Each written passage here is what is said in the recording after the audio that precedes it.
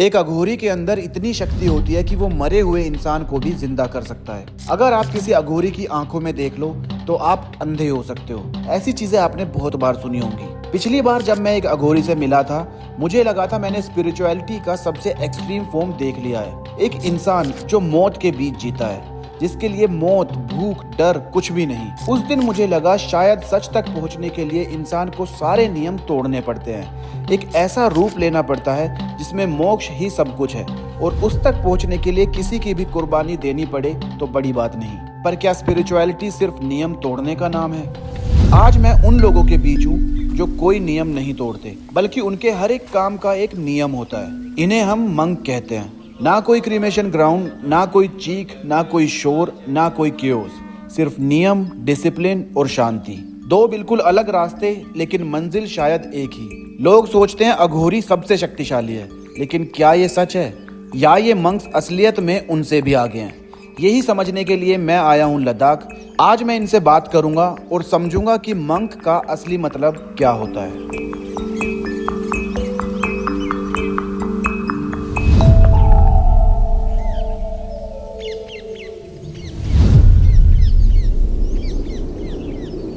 India एक ऐसा देश जहां मेडिटेशन हर धर्म का बहुत ही इम्पोर्टेंट पार्ट है।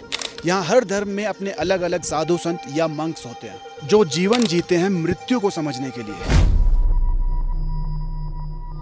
और परमानंद को अपना पूरा जीवन समर्पित करते हैं। इन्हें वो सच समझना होता है जो आंखों से देखा नहीं जा सकता, कानों से सुना नहीं जा सकता और मुंह से बताया नहीं जा सकता। आज मैं आपको ऐसे ही कुछ मंक से मिलाऊंगा और बताऊंगा कि ये क्या करते हैं, कैसे करते हैं, और सबसे इम्पोर्टेंट क्यों करते हैं।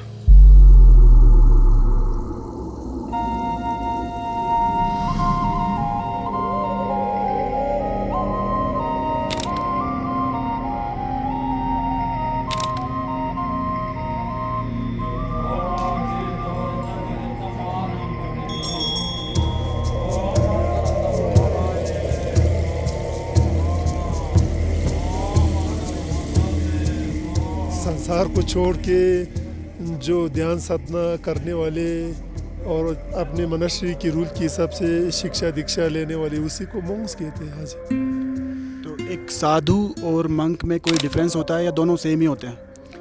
नहीं, ऐसे हाँ सेम कह सकता है, लेकिन बुद्धिज़्म में ज़्यादातर मोंग्स कहना पसंद करता है। किसी इस तरह की चिवर पहनने वाले, कपड़े पहनने वाले, वेशभूषण धारण कर वालों को साधु ज़्यादा नहीं कहते, मोंग्स से बोलता है। अच्छा, बुद्धिज्म में मंक्स बोलते हैं, लेकिन वैसे एक ही चीज़ है, साधु और मंक एक ही है। हाँ जी, हाँ जी, मिलता जुलता शब्द है। आप क्योंकि हर जो बुद्धिज़्म, हिंदुज़्म, जैनिज़्म में साधु मोंग आदि होता है, तो उसका थोड़ा दीक्षा कह सकते हैं, नियम के रूल आदि थोड़ा थोड़ा डिफरेंट होता है। तो उसके हिसाब से हम एक ही तो नहीं कह सकता है, बिल्कुल अलग भी नहीं है, ऐसा है। आज आपकी क्या एज है और किस एज में आपने सोचा कि आपको इस मतलब मंक बनना है? अच्छा, अभी मेरे उम्र जो है 49 है। ओके। अच्छा जी, वो जब शायद 8 साल की होंगे, 8 साल में मैं इसी गांव में पैदा हुए, ठीक से मैं इस गांव में। अच्छा। तो मैंने देखा कि गांव वाला शराब पीते, वो मुझे अभी भी याद है, शराब पीते हैं, लोकल शराब भी उसको छंग कहता है, पीते हुए। फिर वो लोग आपस में झगड़ा करते हैं, ऐसे भी देखा। फिर आन में बूढ़ा हो जाते हैं, मरते हैं, शमशान घाट में लाश उठा कर ले जाते हुए भी देखा। मैंने सोचा तो यही ज़िंदगी है, मेरी ज़िंदगी भी ऐसे ही होने वाला है, तो ऐसा ज़िंदगी मुझे नहीं चाहिए। इससे बेहतर है कि मैं मनुष्य में जाऊंगा, मोंग्स बनूंगा, वहाँ से कुछ मुझे जीने की कला मिलेगा। ऐसे उम्मीद में मनुष्य में जोन किए थे 8-9 साल में, तो वहाँ यहाँ जोन किया। इस मनुष्य में बेसिक बुद्धिज़्म की सूत्र आदि याद करना होता है, बेसिक बुद्धिज़्म की ग्रामर, काखा, या बेसिक बुद्धिज़्म की रूल, जो मोंग्स की रूल्स होता है, और साधना की, ध्यान साधना की थोड़े थोड़े नियम बचपन में सिखाया। यहाँ पर 3 साल यहाँ बैठा। उसके बाद मेरे पिता, अब मैं अपनी निजी बात करूँ तो मेरे पिता जो है वो ATVF में थे, तो शायद उन्होंने उस समय बहुत कुछ देखा होगा। भारत के अनेक हिस्से में ड्यूटी करने गए थे, उन्होंने देखा होगा। उन्होंने कहा कि आप वहाँ जाए, साउथ इंडिया में, कर्नाटक में, मैसूर डिस्ट्रिक्ट में बड़े मोनेस्ट्री है, वहाँ जाकर बुद्धिज़्म की को ज़्यादा से ज़्यादा पढ़ना चाहिए। बुद्धिज़्म की बड़े बड़े किताब होते हैं, ग्रंथ होता है, उसको पढ़ने के लिए वहाँ जाना चाहिए। तो मुझे वहाँ भेजा, वहाँ कई साल बैठा, करीब करीब 20 साल बैठा। उसके बाद मेरे पिता ने हिंदी इंग्लिश पढ़ने के लिए बार बार बोलते थे। उस समय टेलीग्राम या फ़ोन बोन तो नहीं होते थे, मोबाइल चिट्ठी आते थे। तो मैं बनारस में संपूर्णानंद में संस्कृत पढ़ने के लिए 5 साल गया। अच्छा। गंगा के पास एक स्कूल है संपूर्णानंद बोलकर, उसमें बुद्धिज़्म की कुछ किताब तो नहीं होते, खासकर महाभारत, रामायण, मेघनाथ यानी कालिदास की आदि संस्कृत के अनेक या श्लोक स्टंजा में होता है, इस तरह की किताब, और पाणिनि सूत्र आदि। तो उससे मुझे ये फ़ायदा हुआ कि बुद्धिज़्म की किताबों में कैसे बुद्धिज़्म, हिंदुज़्म, जैनिज़्म में बहुत कुछ मिलता जुलता है। अब मैं आपको मंक्स के बारे में कुछ फैक्ट्स बताता हूँ। ये ज़्यादातर मंक सुबह 4 बजे उठते हैं, यानी कि सनराइज से भी पहले, वो भी बिना किसी अलार्म क्लॉक के, क्योंकि इनका कहना है कि इनकी आत्मा समय के हिसाब से चलती है।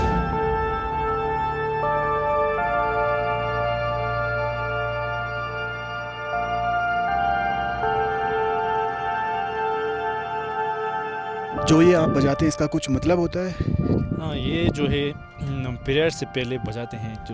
जो 2 मंक्स यहाँ पे होते हैं, तो इसको बजाने का मतलब जो सारे जो मंक्स है वो अपने रेजिडेंस पे होते हैं सुबह। जब तक प्रेयर शुरू होने से पहले यहाँ बजाते हैं 3 बार।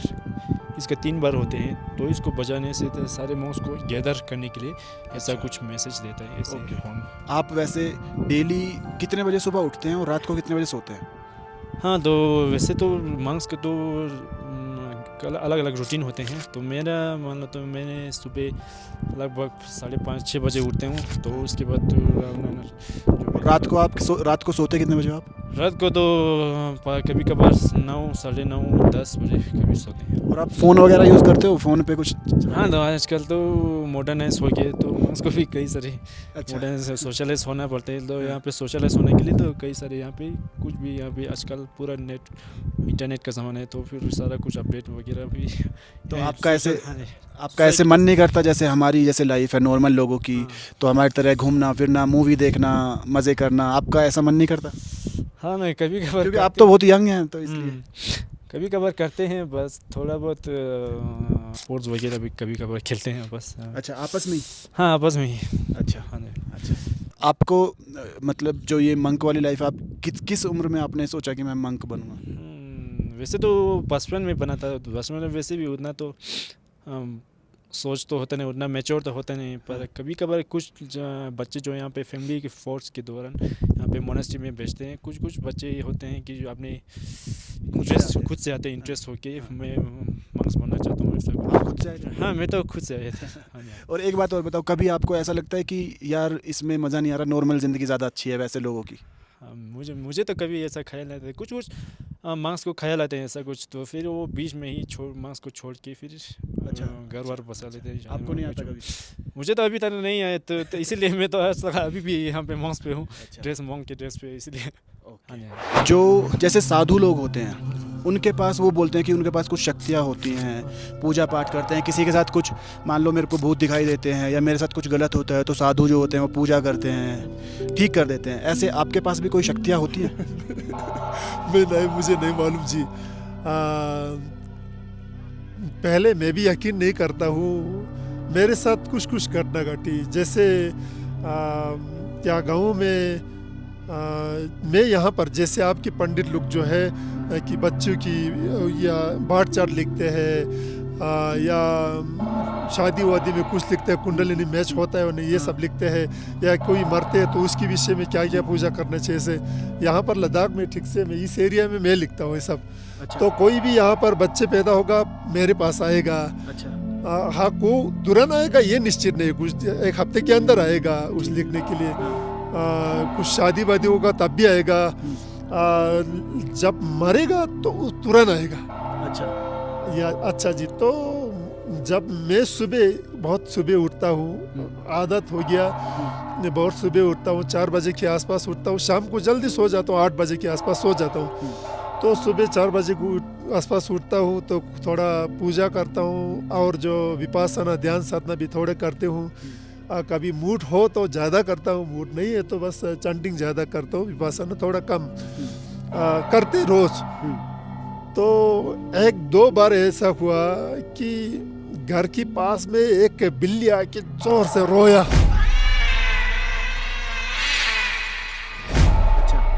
मुझे ऐसा कुछ अजीब नहीं लगा, शायद वो तकलीफ में हो या क्या हो पता नहीं, अकेले बिल्ली कोई बिल्ली आके।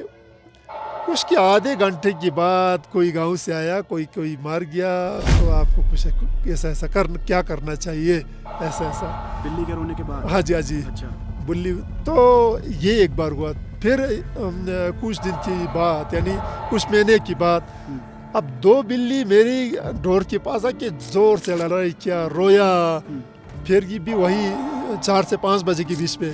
फिर सुबह यानी 7 बजे के आसपास फिर गांव से कुछ आया कि कोई मर गया, आपको वहाँ आना या कुछ लिखना है, क्या पूजा करना है, कैसे अंतिम संस्कार कैसे करना है, सब। तो तभी मुझे कुछ अजीब लगा, शायद ये गाँव वालों को पता है कि जो भी मरता है उसको भी पता है कि यार मैं मरेगा तो मेरे लिए वो मोंग्स आएगा या वो कुछ लिखेगा या कुछ रिचुअल्स करेगा, ऐसा। तो मुझे लगा कोई आदमी जो स्थूल शरीर छोड़ते हैं, यानी स्थूल शरीर यानी सॉलिड शरीर छोड़ता है, तो सूक्ष्म शरीर सूक्ष्म शरीर जो है वो शायद आते हैं। तो हम तो नहीं देख पाते या बिल्ली कुत्ता आदि देख पाते हैं, उस एनर्जी को फील करते हैं, आत्मा को फील कर पाते हैं, ऐसा मुझे लगा। शायद निश्चित ऐसा है, ऐसा बहुत कुछ है। आप जैसे आपने कहा कोई बीमार हुआ तो हम ठीक कर सकते हैं, नहीं ठीक कर सकते हैं, कुछ हद तक मेरे ख्याल से ठीक कर सकता है, ठीक होते भी है। ऐसा मैंने भी कुछ किया, ठीक हुआ। ऐसा इतना तक नहीं, किसी कपिल को जो बच्चा नहीं हुआ, दिल्ली में गया, इधर गया उधर गया, बहुत कुछ किया, तब भी बच्चा नहीं हुआ, तो उसको भी कुछ रिचुअल करके बच्चा हुआ। ऐसा बहुत सारे हैं, आप गाँव में रिसर्च कर सकते हो, पूछ भी सकता है कि ऐसे ऐसे। और जो बीमार है, अब कैंसर वाला बीमार है, तो शायद मेरे ख्याल से उसको ठीक तो नहीं कर सकते, लेकिन उसको जब तक वो जिएगा वो खुशी से जिएगा, इतना तो हम उसको सलाह दे सकते हैं ना जी, कैसे जीना है। लेकिन जो कोई जो या पॉजेस हुआ कह सकते हैं बुरे आत्मा के माध्यम से, या कोई छोटे मोटे बीमार हो, या किसी को जीने के मन नहीं, आप सुसाइड करने के मन है, ये सब हम ठीक कर सकते हैं, ये सब हम ठीक कर सकते, कह सकते हैं। क्योंकि ऐसा मैंने बहुत लोगों के साथ किया, चाहे आर्मी में हो, चाहे स्कूल के बच्चे हो, चाहे कॉलेज के बच्चे हो, चाहे यहाँ की गांव वाला हो, चाहे यहाँ की काम करने वाले जो है बाहर से आया हुआ, जम्मू या नेपाल से आया हुआ, बहुत लोगों को ऐसा होते हैं जी। मैंने बहुत लाश देखा सिक्किम में, लद्दाख में बहुत लाश देखा। तो तुरंत मर गया, तो उसकी बात आप वहाँ पहुँचता है, आपको बुलाता है, वहाँ पहुँचता है, तो कुछ अजीब फील होता है जी, अजीब फील होता है, आपके शरीर में छूते हुए ऐसा फील होता है। या किसी घर में या किसी जगह में ऐसा होता है, किसी का सुसाइड हुआ, किसी को मार दिया, ऐसे जगह होता है, उसमें कुछ नेगेटिव एनर्जी है हमारे शरीर में और मन दोनों में, कुछ अजीब लगते हैं, फील होता है जी, ऐसा है। तो किसी ने मुझे कहा कि उसकी घर में खिड़की से कुछ देखते हैं, कोई से देखते हैं? हाँ जी, कोई अजीब चेहरे वाले भूत प्रेत जैसे ऐसा देखता है। तो मेरे पास आया, उस बच्चे ने बोला ऐसे ऐसे देखता है, मैं उस रूम में नहीं सोना। तो उसकी माँ ने भी बोला, पहले ऐसे बोलते थे, हम लोग यकीन नहीं करते, एक बार मैंने भी देखा। तो उसके पिता ने भी बोला, मैंने भी देखा। तो ठीक है, तो मैं आऊँगा वहाँ पर। मैं वहाँ गया, पूरा खिड़की खोला, उस दिन वहाँ पर साधना किया मैंने। जब मैं सोच में थे, कई बार ये लोग हफ्तों तक या महीनों तक मौन व्रत रखते हैं, ताकि ये बाहर की दुनिया का शोर शराबा नहीं बल्कि अपनी मन की आवाज़ सुन सके। नेचर की सबसे करीबी रिलीजन या कहो या सत्य की सबसे करीबी रिलीजन तो मुझे बुद्धिज्म ही लगता है। क्योंकि आप देखो, जहाँ जहाँ बुद्धिज्म है, जहाँ बुद्धिज्म, जैसे लद्दाख आप एग्जाम्पल रखो। भारत में बहुत राज्य है, हर राज्य में अच्छे लोग हैं, लेकिन मेजॉरिटी की हिसाब से देखो तो आप तो कहते तो है आप राम राज्य है ना जी। लेकिन मुझे तो ऐसा लगता है कभी कभार यूरोप सच में राज्य है। वो सुना है किसी बात में कुछ भूल गया तो वापस देते हैं। दुकान में किसी गांव में दुकान में आदमी भी नहीं बैठते, पैसा रखो सब्जी और राशन लेकर जाओ। ऐसे समाज शायद देवलोक में यही होगा, ऐसा ही होगा। ऐसे समाज से वो सोच कहाँ से आया, ऐसा किसने सिखाया उनको, ऐसा संस्कार किसने दिया? तो अद्भुत है ना। ऐसा भारत में मुझे महसूस नहीं होता, लेकिन थोड़ा बेहतर है तो लद्दाख। अब जाओ ना दिल्ली एयरपोर्ट के आसपास या रेलवे स्टेशन किसी, आपको खा जाएगा जी। तो मुझे राम राज्य नहीं लगता। जो हाँ किसी जगह में बहुत अच्छा है, लेकिन उसकी तुलना में लद्दाख कई बेहतर अच्छा है। चाहे टैक्सी वाला हो, चाहे एयरपोर्ट में हो, चाहे आम लोग हो। ये बुद्धिज़्म क्या असर, यहाँ की संस्कार की असर है, यहाँ की रिलीजन का असर है। और जहाँ बुद्धिज़्म है वहाँ पेड़ पौधे आदि को तोड़ देना, नदी इधर से उधर मोड़ना, पहाड़ को इधर उधर करना, ऐसा कभी नहीं करता है। नेचर को छेड़छाड़ ज़्यादा नहीं करता है। बुद्धिज़्म नेचर को बहुत प्यार करता है, तो नेचर की सबसे करीबी। और जो मैंने सत्य की सबसे करीबी इसलिए कहा है कि ये बुद्धिज़्म मन को बहुत इम्पोर्टेंट मानता है।